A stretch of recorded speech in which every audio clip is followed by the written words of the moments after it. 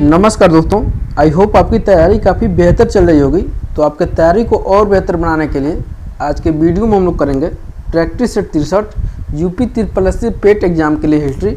और आज का हमारा टॉपिक है वैदिक काल, जो कि आपके एग्जाम के लिए काफ़ी महत्वपूर्ण चैप्टर होगा।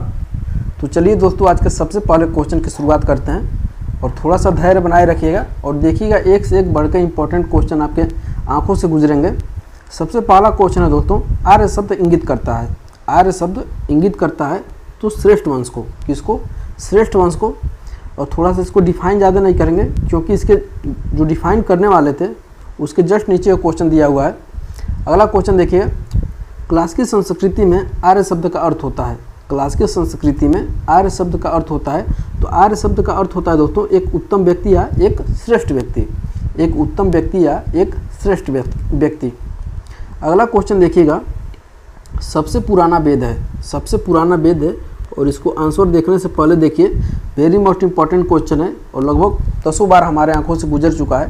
तो सबसे पुराना वेद जो है दोस्तों ऋग्वेद है। अगला क्वेश्चन देखते हैं, त्रय नाम है। त्रय नाम है। त्रय नाम दोस्तों 3 वेदों का, और 3 वेदों में शामिल क्या क्या है? ऋग्वेद, यजुर्वेद और सामवेद। अथर्ववेद इसमें शामिल नहीं है।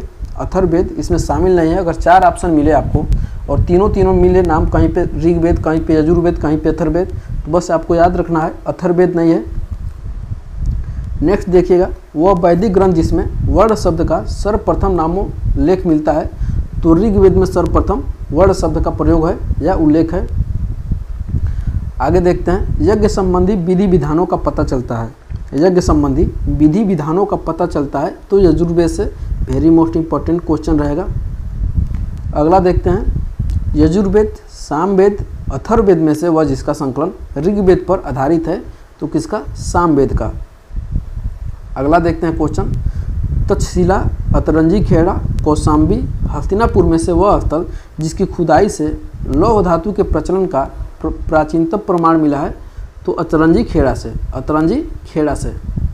नेक्स्ट है आपका उपनिषदों का मुख्य विषय है। उपनिषदों का मुख्य विषय है तो दर्शन है। आगे बढ़ेंगे, ऋग्वेद परवर्ती संहिताएं। ऋग्वेद परवर्ती संहिताएं ब्राह्मण तथा उपनिषद में से वह वैदिक साहित्य में जिसमें मोक्ष की चर्चा की गई है।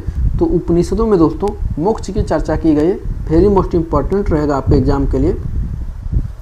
अगला क्वेश्चन देखिएगा, मोक्ष शब्द का सबसे पहले नामोल्लेख हुआ है। मोक्ष शब्द का सबसे पहले नामोल्लेख हुआ है या उल्लेख हुआ है तो श्वेताश्वर उपनिषद में। श्वेताश्वर उपनिषद में। अगला क्वेश्चन देखिएगा, अध्यात्म ज्ञान के विषय में। अध्यात्म ज्ञान के विषय में नचिकेता और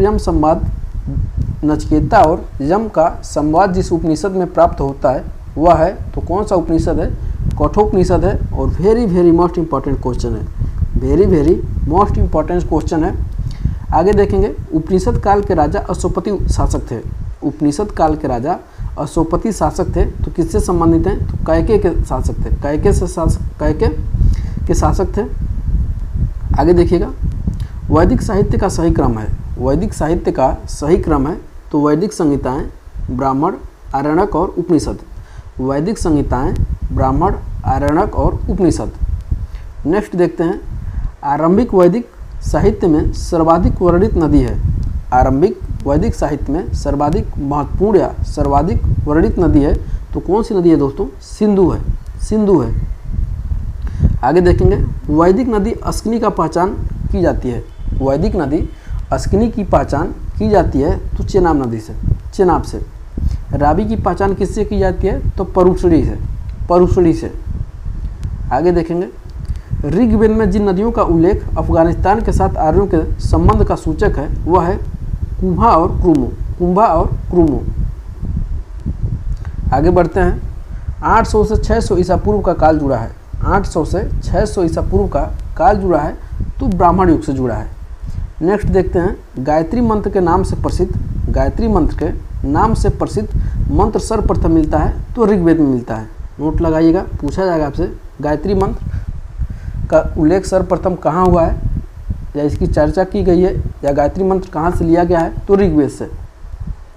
नेक्स्ट है आपका very most important question, Rigveda मंत्र गायत्री मंत्र की रचना की थी। गायत्री मंत्र की रचना की थी? तो विश्वामित्र ने। नेक्स्ट देखते हैं, सर्ग, प्रतिसर्ग, वंश, मनवंतर और वंशानुचरित के संकेतक हैं तो पुराणों के। इस क्वेश्चन के आगे नोट लगाइए, पुराणों की संख्या कितनी है? पुराणों की संख्या कितनी है? तो पुराणों की संख्या दोस्तों 18 है। और वेदों की संख्या आपसे पूछ लिया जाए तो वेदों की संख्या 4 है, ऋग्वेद, यजुर्वेद, सामवेद और अथर्ववेद। और संस्कारों की संख्या आपसे पूछ लिया जाए तो संस्कारों की संख्या दोस्तों 16 है। नेक्स्ट देखते हैं, श्रीमद् भागवत गीता मौलिक रूप में लिखी गई थी तो किसमें? संस्कृत में लिखी गई थी।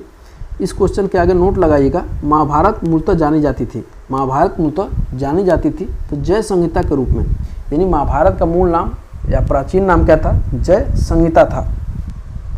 नेक्स्ट देखते हैं, सतसहस्त्री संहिता उपनाम से प्रसिद्ध ग्रंथ है तो महाभारत है। ये क्वेश्चन बहुत बार, ये तो आप देखे होंगे सीरियल में। हिंदू पौराणिक कथा के अनुसार समुद्र मंथन हेतु जिस सर्प ने रस्सी के रूप में स्वयं को प्रस्तुत किया है वह है, उसका क्या नाम है? वासुकी नाम है। इसी के द्वारा वो हुआ था, समुद्र मंथन हुआ था, इसी सर्प को पकड़ करके। देखेंगे, अछूत की अवधारणा स्पष्ट रूप से उद्धृत हुई थी तो धर्मशास्त्र के समय में। अगला क्वेश्चन देखिएगा, सत्यमेव जयते लिया गया है, सत्यमेव जयते शब्द लिया गया है, भूलिएगा नहीं इसको, कल के लिए नहीं टालिएगा, इसको अभी याद कर लीजिएगा। तो सत्यमेव जयते दोस्तों मुंडक उपनिषद से लिया गया है। कहाँ से? मुंडक उपनिषद से लिया गया है। ऑप्शन में आपको मुंडको उपनिषद मिलेगा जो आपको परेशान करेगा, तो आप याद रखिएगा मुंडक उपनिषद। नेक्स्ट है, वेरी मोस्ट इंपॉर्टेंट क्वेश्चन रहेगा, तमसो माँ ज्योतिर्गमय कथन मूलतः लिया गया है तो उपनिषद से लिया गया है। और किस उपनिषद से? तो बृहदारण्यक उपनिषद से लिया गया है। नेक्स्ट देखते हैं, वह उपनिषद जिसका शाब्दिक अर्थ सफ़ेद घोड़ा होता है, वह उपनिषद जिसका शाब्दिक अर्थ सफ़ेद घोड़ा होता है तो श्वेताश्वर उपनिषद। देखिएगा, श्वेत मतलब सफ़ेद।